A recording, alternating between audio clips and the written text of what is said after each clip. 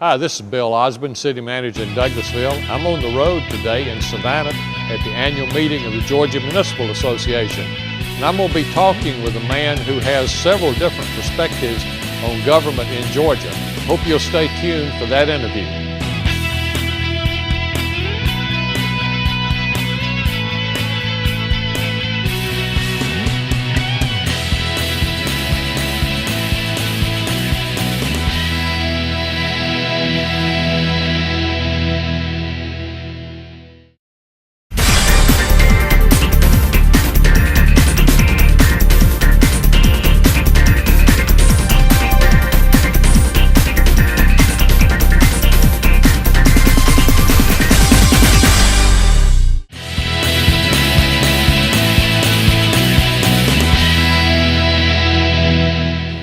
The Georgia Municipal Association is an organization for Georgia cities, more than 500 of them. And each year there's an annual meeting, and I'm at the annual meeting in Savannah. And Georgia cities, you know, of all sizes, from Atlanta down to a couple of cities of less than 100 people. And while they have some different problems, there are some problems and issues that are much the same. And when we come to these annual meetings, we're able to talk with each other and to have training, and also some courses actually are taught by the University of Georgia Institute of Government. And so I'm here in Savannah, and actually this On the Agenda program was made possible because the Georgia Municipal Association asked City TV to play a special role in this year's meeting, and we were very pleased and proud of that. We think this was very special for the city of Douglasville to be asked to be here in Savannah. And they did a great job, and happy also not only to have them here, but the GMA paid for their food and lodging. Well, Kelly Hunter decided that we needed to do an On the Agenda program. So I was thinking, who can I have to be my special guest? And I decided that that would be a man that I've known for many, many years, someone who had been a member of the state Senate, who ran for Congress, who was a lobbyist at the state capitol for many years, and now is a mayor. And I thought this would be somebody that could give us a perspective in a lot of ways. And so I'm delighted to have as my guest for this edition of On the Agenda, the Mayor of Barnesville, Peter L. Banks. Mayor Banks, it's good to have you with me today. Good to have you, Bill. Thank you.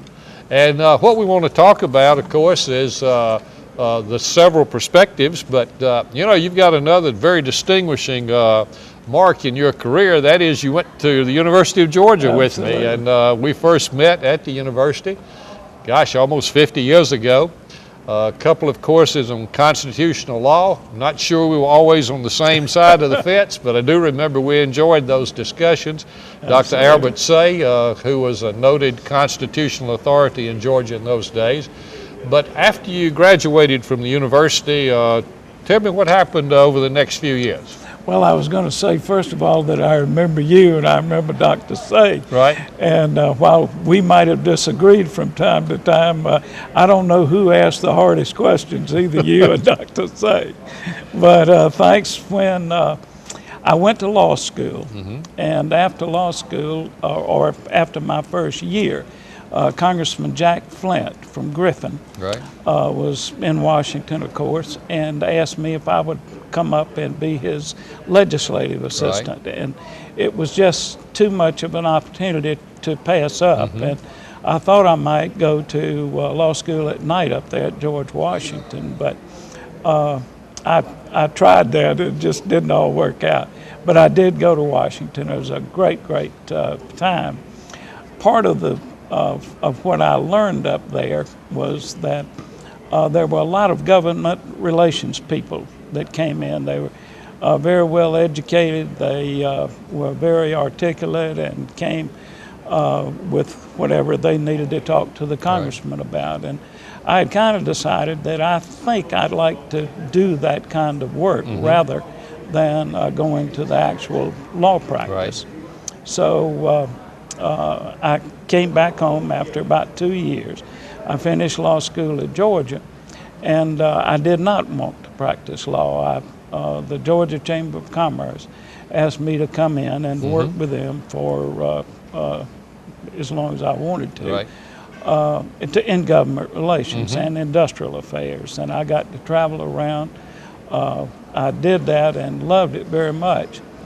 After about 3 years, the Atlanta Gas Light Company asked me if I would like to do something more in line with my law training than just pure government relations. And I did, and I went there and stayed there for about 7 years. But during that time, I lived partially in Barnesville and commuted to Atlanta. I thought a lot about going back home to practice law. And so, sure enough, in 1971, I went back home and opened a law practice. During that time, I was very active in civic affairs. And when we had a vacancy in our Senate seat, someone asked me if I wanted to do it. And several people said that, and it encouraged me. You know, you just need one friend to ask it. But, and so I did. And I did win that race. And so went to the state senate. And you know, I'm not sure we had any contact during that time. I had a brief newspaper career with the Atlanta Journal. I remember. And then went into local government with DeKalb County and the city of Atlanta and consulting work. And then actually went to work for an organization, the Council of State Governments, and we worked with the Georgia legislature. That's when our paths crossed again. That's exactly right. Tell me about being in the state senate. Well, it was a great time in my life. One of the observations that I made, and I think you and I talked earlier about this, is that I was there with some real giants. Al Holloway from Albany. Hugh Gillis, Joe Kennedy, Terrell Starr, Pierre Howard, Paul Coverdale. Paul and Pierre were young, like, well, I was in my 30s, and I felt young anyway. But it was a great, great time. And I noticed there was a collegial atmosphere there. Republicans, Democrats, it was mostly Democrats at that time, but we had 5 or 6 Republicans. We all got along well, and even our other colleagues, our Democratic colleagues, got along well.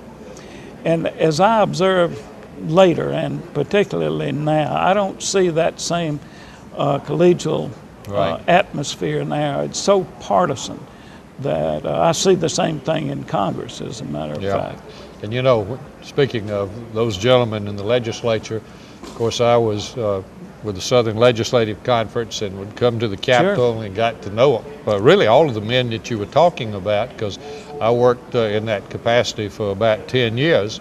And you had, I believe, 2 terms in the Senate, and then you decided to run for Congress. So tell me about that. Well, Congressman Flint had been there some 25 years.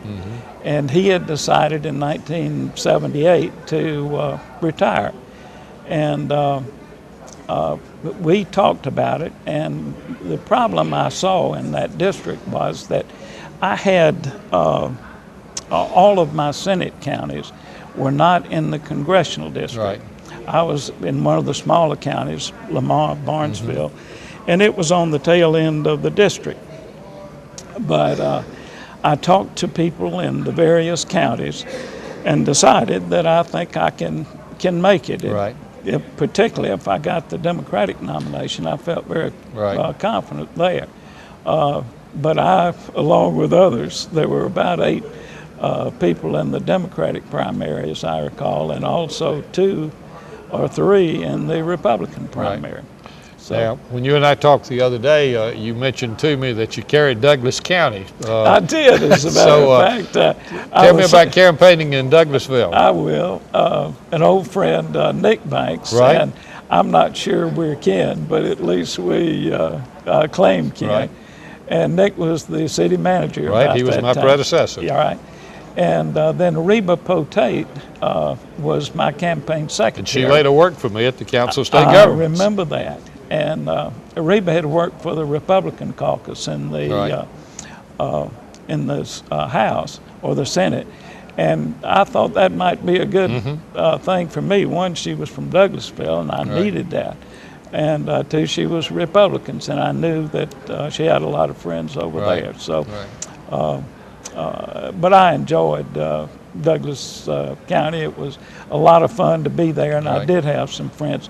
Sam Roberts, who had married a girl from Barnesville, was a good friend, and Sam and I had been in the JCs together, and I felt very good around Sam. So, and of course, he served in the Senate later, and unfortunately died at an early age. He was a good senator.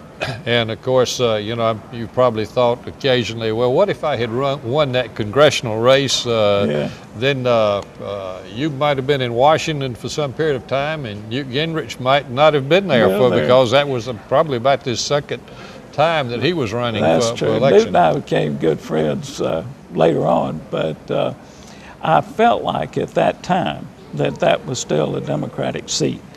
And that had I gotten the nomination, then I felt like I could beat Newt.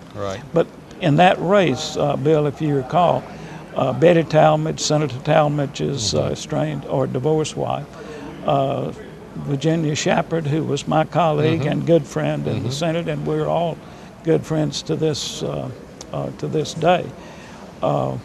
Virginia had all of her counties that were in the congressional district, and I didn't, unfortunately. And but it was a close race. Virginia and I were in the runoff, and she narrowly beat me in the runoff. I always thought if I'd had one more of the larger counties in my district that I could have won that race, but at least picked up 1,700 or 1,800 votes. Well, you mentioned the 2 years you spent in Washington and enjoyed those. You know, the last 2 years that I was with the Council of State Governments, I had the Southern Governors Association. I had an office in Washington and one in Atlanta.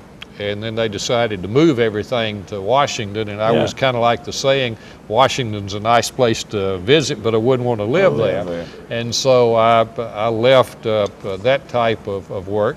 And of course, what you did is you became a lobbyist over at the state capitol for a number of years. Tell me about that. I did when, I'm trying to get my time frame in here right. After I finished the campaign for the congressional seat, a law firm in Atlanta asked me to come and work with them. They were a wonderful law firm. They had great lawyers. On the other hand, they were concerned that when a client needed to go and see somebody in state government or to meet with them, they didn't really know who to see. And so they thought that I might fit that spot and asked me to be there. So I stayed in the private practice of law probably until 1989, I believe. David Jones, who was president of Atlanta Gaslight Company, he had just replaced Joe LeBoon, has been a good friend of mine since early years. And Dave asked me if I would come to Atlanta Gaslight Company and serve as their vice president of governmental affairs, later external affairs. And Dave and I stayed together until he retired, and he and I retired at the same time. Peter, I know, of course, a lot of people watch television shows and they read in the newspaper and they have this view of lobbyists. And I'm sure there are some occasions in which lobbyists may prevent some good piece of legislation, shall we say, from becoming law, but also lobbyists can serve a very valuable role in making sure that some bad legislation doesn't become law. That's exactly Talk to us briefly about the role of a lobbyist and how important that is in making sure we get good legislation. Sure.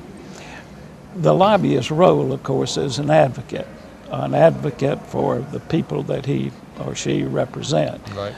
In those days, Bill, there were a lot of lobbyists, but certainly not as many as they are today. There are probably over 1,000 lobbyists that are registered in Georgia today. Back in those days, it was less than 50 or 60. And the legislators themselves did not have very much of a capability to research issues.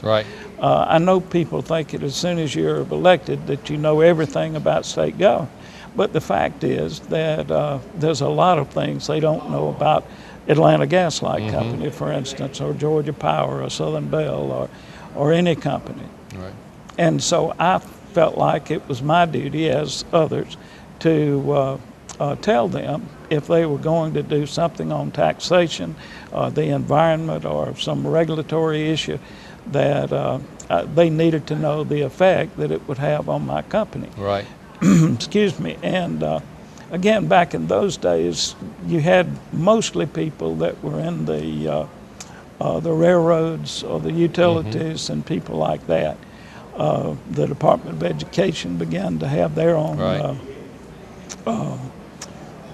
lobbyist, the GAE and the associations, the Georgia Chamber of Commerce, people like that. And again, it was our job, I think, I saw it as our job, to give them our perspective on what they were doing, and then to advocate for our position. But being a lobbyist is not the guy with the big bucks on his pocket, the cigar or the big hat, and carrying satchels full of money. The idea was to educate, and that's what we tried to do. And of course, having been on the other side of the fence as a member of the legislature, you knew what those needs were, so that gave you a good edge, in a sense, maybe to make sure that you were giving them the information they needed. Yeah, and that's the trust factor. I think if you gain their trust and don't betray that trust, then I think you'll be a successful lobbyist. Building that trust for people that I didn't know, or new people coming in when I wasn't there, to build up that trust, to me, was one of the biggest jobs that I had. Right. Well, we're going to talk about your current job that you've got when we come back, but we're going to take a break now from our On the Agenda program.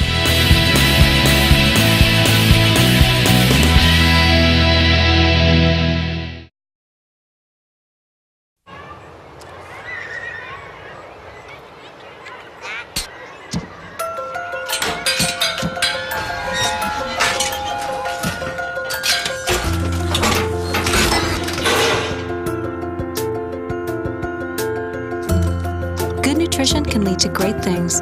Find out how a healthy lifestyle can help your child succeed. My name's Marsha Hampton, Community and Downtown Services Director. My City TV is downtown.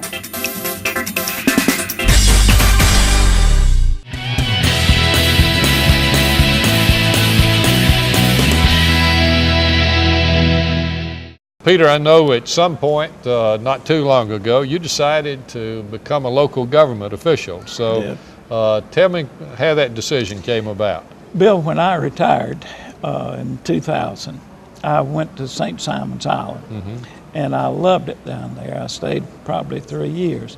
My grandchildren and children were scattered about the state, one out of state. And but one of my daughters had moved back to Barnesville with her 2 children, and so I wanted to see them more and more. And from Barnesville, I could travel a little bit better to the other places, and so I decided to move back to Barnesville. I had kept an interest there over the years, of course, so I knew a lot of people, and I was involved in the business life of Barnesville. And so when I got back, I had a good friend who had served as our mayor for 25 years, Jimmy Matthews. Jimmy had retired after 25 years. And then Dwayne Bell, who was a African American leader in Barnesville, and he became mayor. And Dwayne had decided to run for re-election and didn't have any opposition.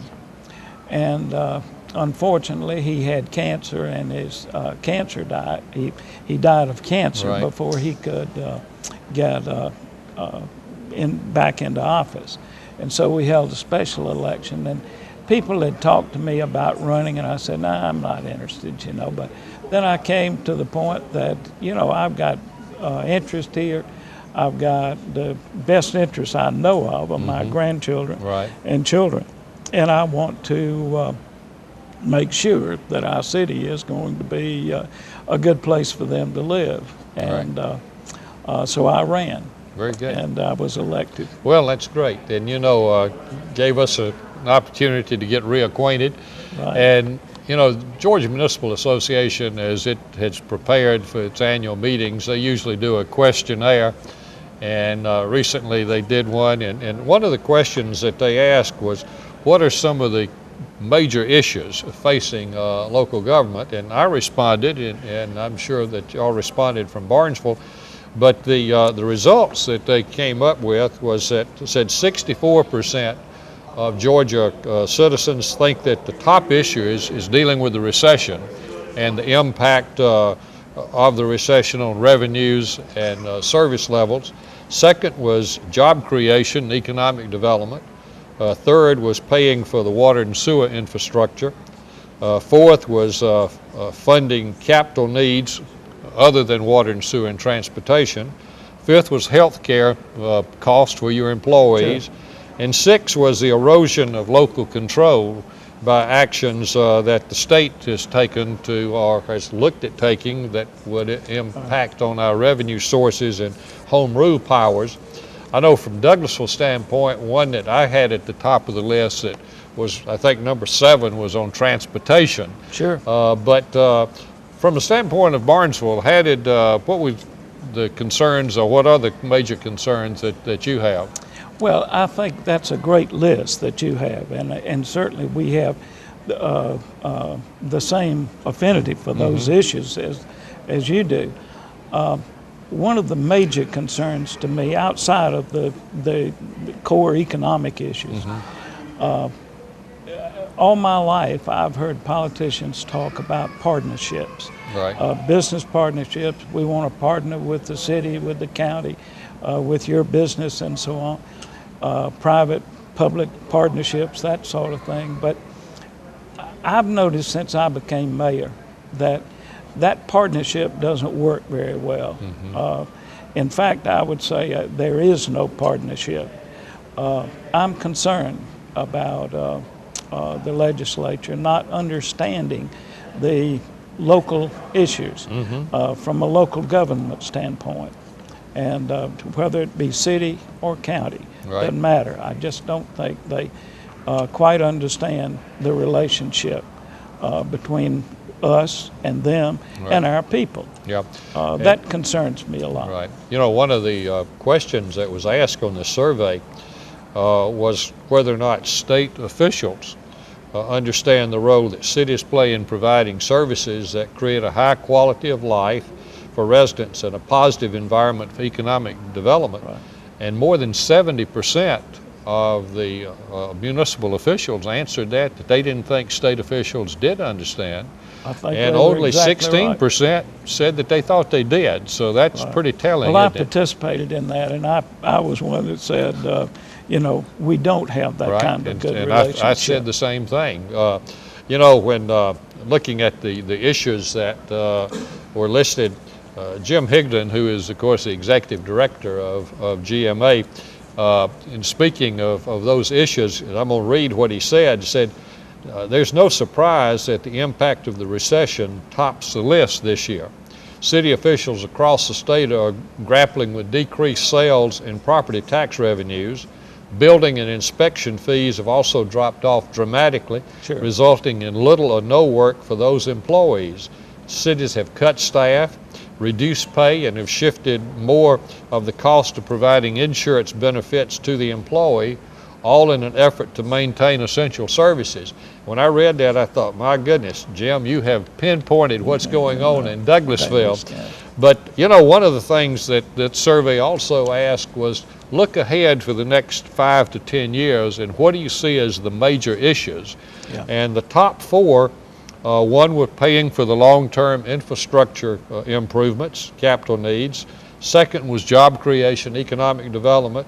Third was, and that's just what you were talking about, this erosion of local control through state restrictions on revenue sources and home rule powers.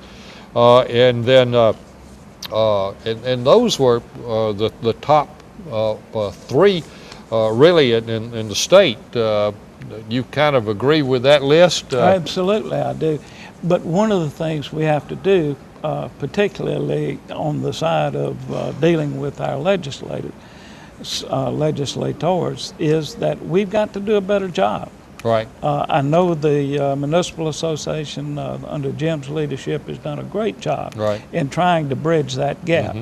At the local level, we've got to understand that we've got a role to play in that as well, by talking to our legislators, getting them down on the local level. Lamar County now is split with about 4 representatives, and then one, of course, in the Senate.